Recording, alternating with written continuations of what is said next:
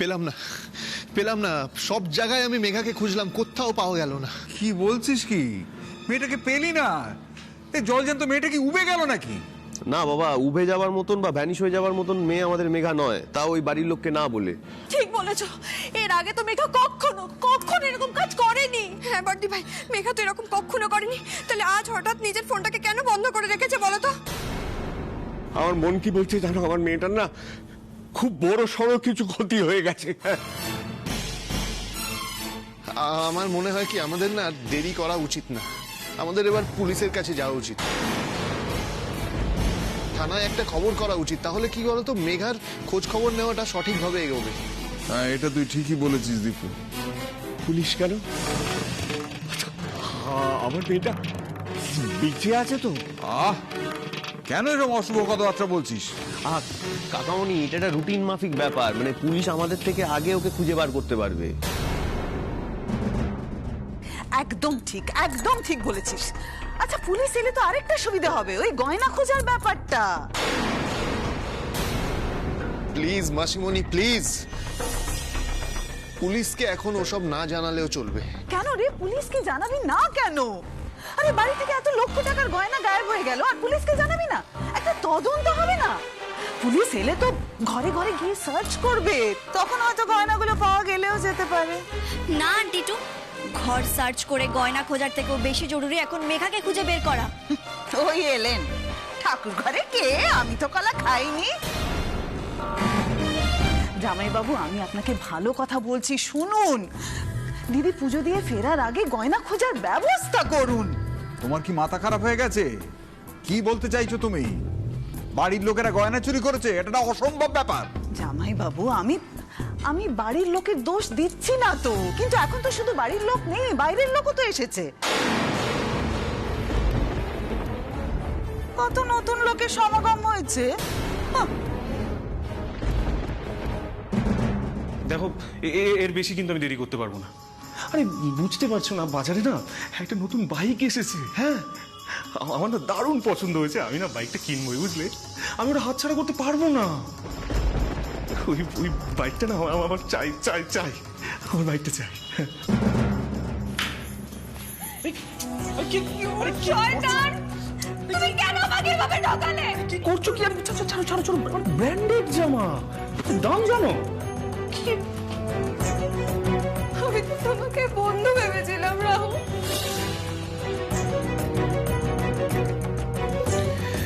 কিন্তু আমি তো তোমাকে বন্ধু ভাবিনি। গো। আমি শুধুমাত্র তোমার টাকাকে ভালোবেসে তোমার সাথে মিশেছি। দেখো, তুমি আমার টাকাগুলো এনে দাও, তারপর তুমি মরো বাঁচো, আমার কিচ্ছু যায় আসে না। যাও, এখন photo photo photo photo photo photo out.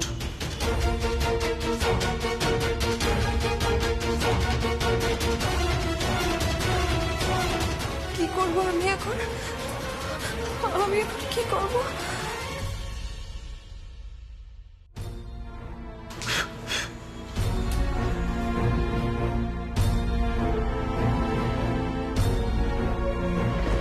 তুমি কি বলতে চাইছো মাসিমণি? কাকে তুমি বাইরের লোক বলছো? কাকে বাইরের লোক বলছো তুমি, বলো?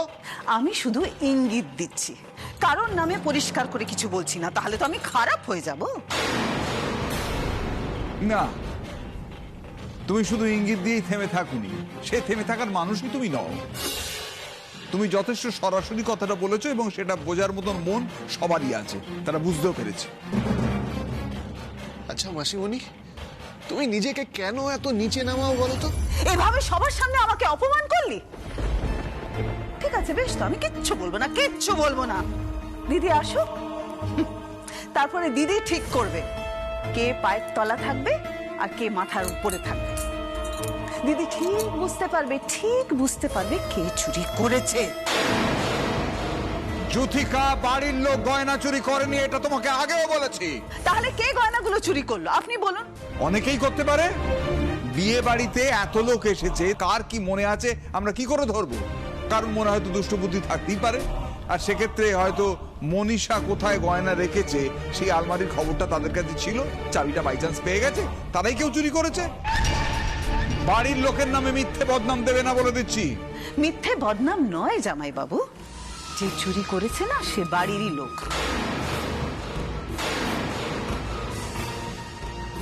আর চুরির পেছনে তার নিশ্চয়ই কোনো স্বার্থ আছে। তুমি কি তুমি একটা সাধারণ চুরিকে এইভাবে বিকৃত করে দেখাতে পারছো? ওমা, আন্টি টুর তো এটাই বিশেষ গুণ। যা কিছু সোজা সেটাকে উনি বাঁকা করে দেখেন, আর যেটা বাঁকা সেটাকে আরো বাঁকা করে দেখেন।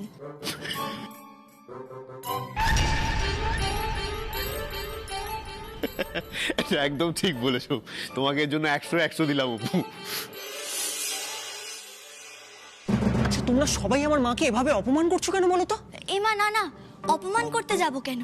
আমি শুধু এটুকুই বোঝাতে চাইছি যে আন্টি টুর মনের চোখটা সামান্য টেরা, আর ওনার দৃষ্টিভঙ্গি না বদল ঘটানো উচিত, চিকিৎসার প্রয়োজন ওনার। তুই চুপ কর না অপু, তুই দয়া করে চুপ কর। আমি এতক্ষণ ধরে তোকে ঘরে কি বুঝিয়েলাম বলতো? তোকে তো বারবার বললাম তুই এসবের মধ্যে ঢুকিস না। ও মা, ঢুকবে না কেন? তোমার বোন তো সর্বঘটে কাঠালি কলা, ওকে তো সব ব্যাপারে ঢুকতেই হবে, সব ব্যাপারে নাক গলাতেই হবে। যেদিন নাক কাটা যাবে না সেদিন বুঝতে পারবে। আমি আগে তার নাকটাই কেটে দেব যে মেঘার ক্ষতি করার চেষ্টা করেছে। আমি এক্ষুনি গিয়ে মেঘাকে খুঁজে বের করব, ওর কোনো ক্ষতি আমি কিছুতেই হতে দেব না, কিছুতেই না। তোমাদের মেঘার কোনো ক্ষতি কেউ করতে পারবে না ছোট বৌদি।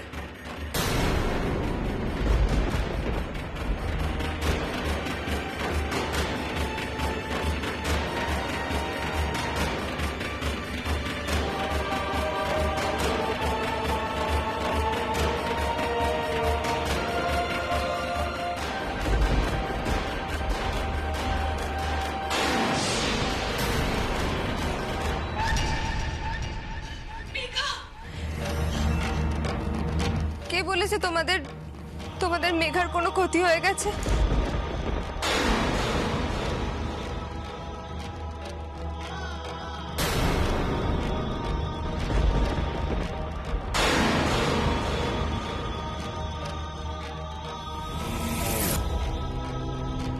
মেঘা, দিদি ভাই তুই কোথায় চলে গেছিলি? হ্যাঁ, এভাবে কেউ না বলে যায় বল।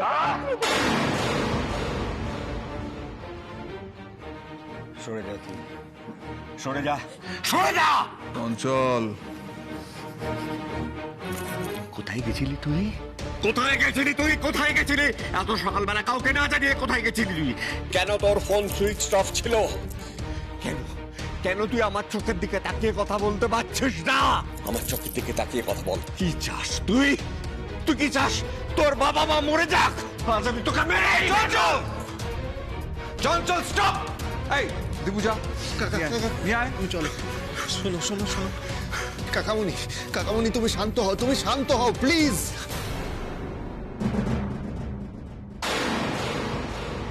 মেঘা, তুমি কেন কাঁদছো?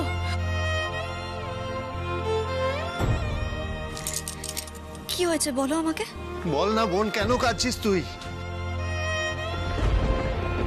এই বোকামে, কেন কাঁদছিস তুই? বল না কেন কাঁদছিস? তুই জানিস আমরা এক্ষুনি তোর জন্য পুলিশের কাছে যাচ্ছিলাম, জানিস তুই? এইভাবে বাড়ির লোককে না জানিয়ে কোথাও যেতে আছে মেঘা বলো তো? হ্যাঁ, জানিয়ে আবার যাবে কি? বাপ মাকে ঠিক মতন শিক্ষা দিতে পেরেছে?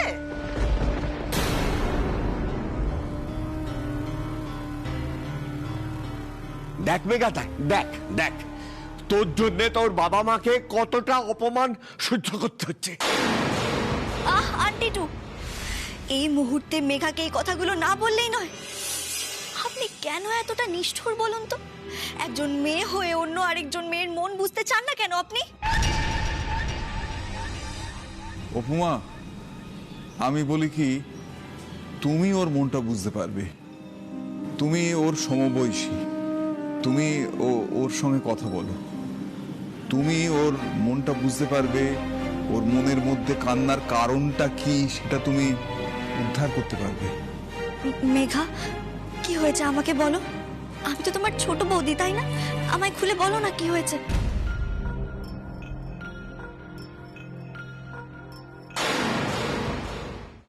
আচ্ছা আচ্ছা বেশ, তোমায় এখানে বলতে হবে না। তুমি আমার ঘরে চলো, তোমার সাথে না আমার অনেকগুলো কথা আছে। জানো তো কাল ফুলসজ্জার ঘরে রাত্রিবেলা কি হয়েছিল? তোমার মেজদা ভাই চুপি চুপি ঘরের মধ্যে লুকিয়েছিল। যেই তোমার ছোটদা ভাই আরশোলার ভয় দেখিয়েছে, অমনি দৌড়ে পালিয়ে গেছে। আর জানো তো কি হয়েছিল? মেঝেতে জল পড়ে গেছিল, সেই জলে তোমার ছোটদা ভাই পা পিছলে কুমড়ো পটাশ। আমি না থাকলে মাথায় না এক বড় আলু হয়ে যেত।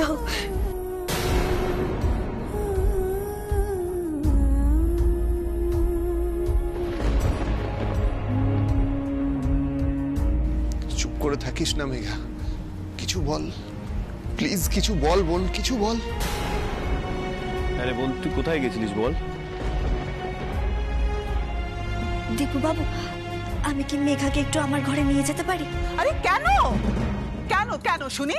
তুমি মেঘাকে ঘরে নিয়ে গিয়ে কি জ্ঞান দেবে? নিজেই তো জ্ঞান বুদ্ধি কিছু নেই। এই, তুমি কখন ঘুম থেকে উঠেছো? কখন ঘুম থেকে উঠেছো? এই যে সেজো বৌমা, তোমার এই জ্ঞানদা সুন্দরী বোন কখন ঘুম থেকে উঠেছেন শুনি? না না মানে মাসিমণি, অপু। তোতলাচ্ছিস কেন দিদি ভাই? আন্টি টু, আমি আপনাকে বলছি, হ্যাঁ আজ আমার ভোরবেলা ঘুম থেকে উঠতে একটু দেরি হয়েছে। কিন্তু একটুখানি ঘুম থেকে দেরিতে ওঠা তো কোনো পাপ নয় বলুন। আর ডাক্তারই তো বলে দিনের 1/3 ঘুমোতে, মানে 8 ঘন্টা মিনিমাম ঘুম দরকার একটা মানুষের। এই, তুমি আমায় জ্ঞান দিচ্ছ? এমা না না আন্টি টু, আমি জ্ঞান দিতে যাব কেন?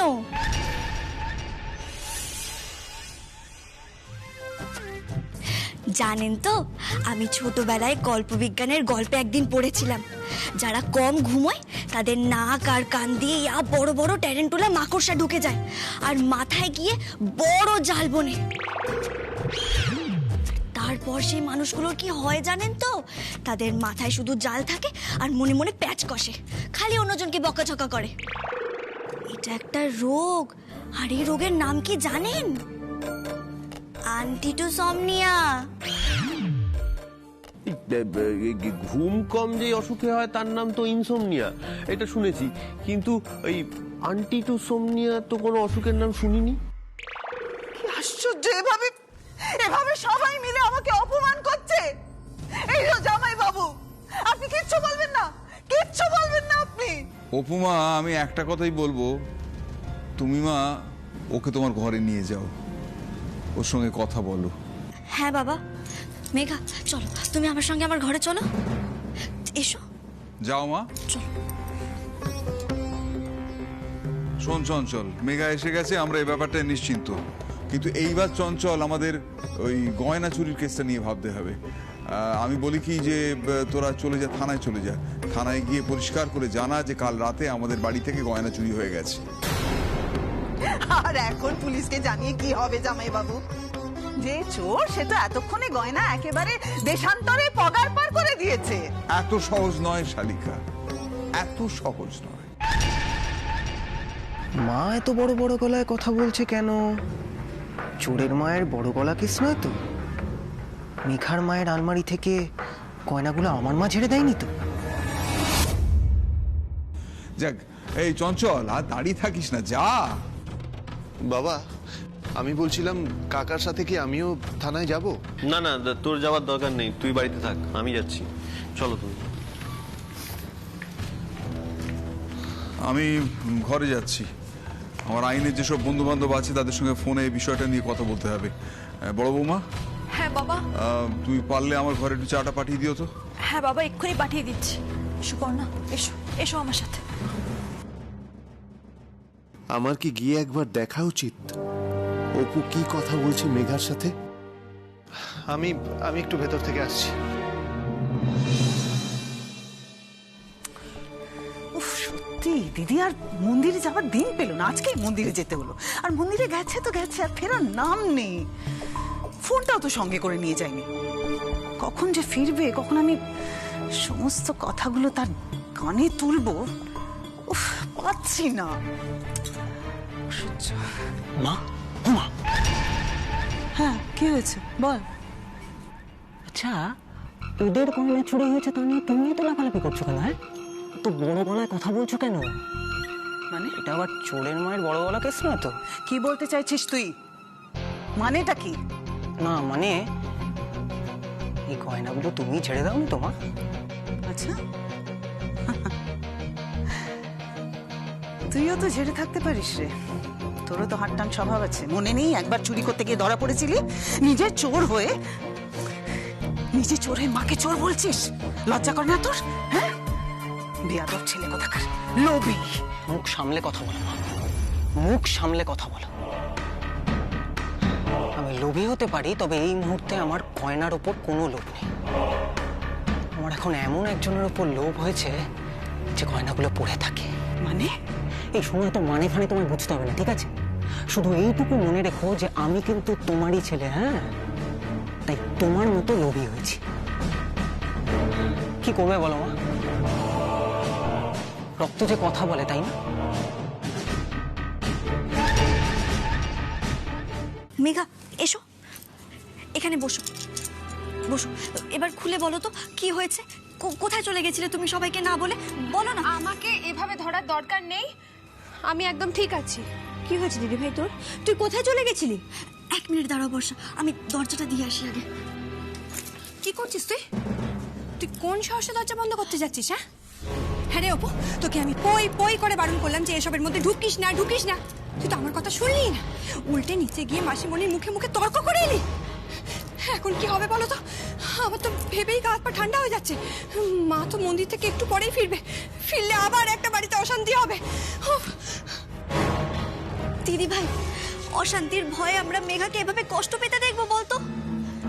মেঘা কি হয়েছে প্লিজ বলো না, খুলে বলো তুমি। আমার কোনো কষ্ট নষ্ট হয়নি, আমি একদম ঠিক আছি। একদম বাজে কথা বলবি না দিদি ভাই। আমি কাল রাতে তোকে দেখেছি তুই কার সাথে ফোনে কথা বলছিলি, আর তারপরে যখন শুনলি যে অতগুলো গয়না মায়ের আলমারি থেকে চুরি হয়ে গেছে, তোরই বিয়ের গয়না, তারপরে মা এত অজ্ঞান হয়ে যাচ্ছে, তারপরে তুই কি করে এরকম ক্যাজুয়াল থাকতে পারিস? কিভাবে তুই সকালবেলা কাউকে কিছু না বলে উধাও হয়ে যেতে পারিস বল? প্লিজ মেঘা, আমাদের সব সত্যিটা খুলে বলো। তুমি না বলে কোথায় চলে গেছিলে, কেন গেছিলে? আশ্চর্য তো, তোমাকে কেন বলবো আমি? কদিন হলো চিনি তোমাকে, এই তো 2 দিন তুমি আমাদের বাড়িতে এসেছো, আমি তোমাকে কেন বলবো? ও তার মানে তোমার আমাদের কিচ্ছু বলার নেই মেঘা? আমার কিছু বলার থাকলে আমি সেটা আমার বাবা মাকে বলবো, আমার নিজের বোনকে বলবো, তোমাকে কেন বলবো?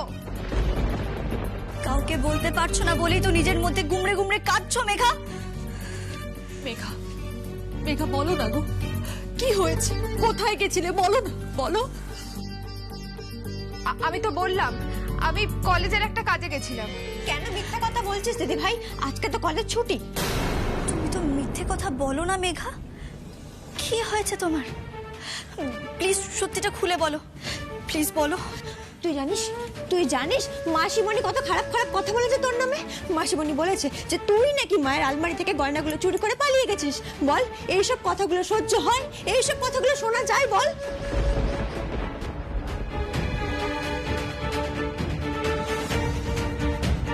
আর ঠিক এই কথাগুলোই মা ফিরলে পরে মাসিমণি মাকে সব বলবে। কি যে করি কিচ্ছু বুঝতে পারছি না গো। হ্যাঁ, আর জেঠিমণিও মাসিমণির এই কথাগুলোই বিশ্বাস করবে। তারপর তোর কি হবে বুঝতে পারছিস? তোকে তো অনেক বড় শাস্তি দেবে রে। আমার তো ভয়তেই আমারও না খুব ভয় করছে বর্দি ভাই। মেঘাকে শাস্তি দেবে শুনে আমার ভয় হাত পা ঠান্ডা হয়ে যাচ্ছে গো। না বাবা, মাসিমণি যদি জানতে পারে না যে আমরা সবাই এই ঘরে আছি, তাহলে কিন্তু সবার কপালে দুঃখ আছে। আমি বরং যাই, দরজাটা বন্ধ করে দিয়ে আসি।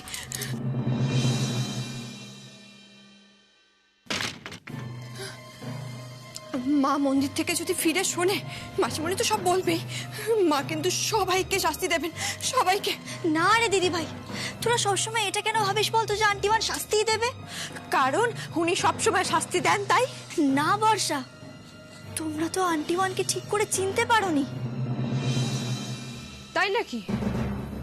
আমরা চিনি না, আর তুমি এই কয়েকটা দিনে জেঠিমণিকে চিনে ফেললে, তাই না? না মেঘা, তোমরা আসলে আন্টিমানকে ভয় পাও, তাই ওনাকে তোমরা ঠিক করে চিনতেই পারলে না।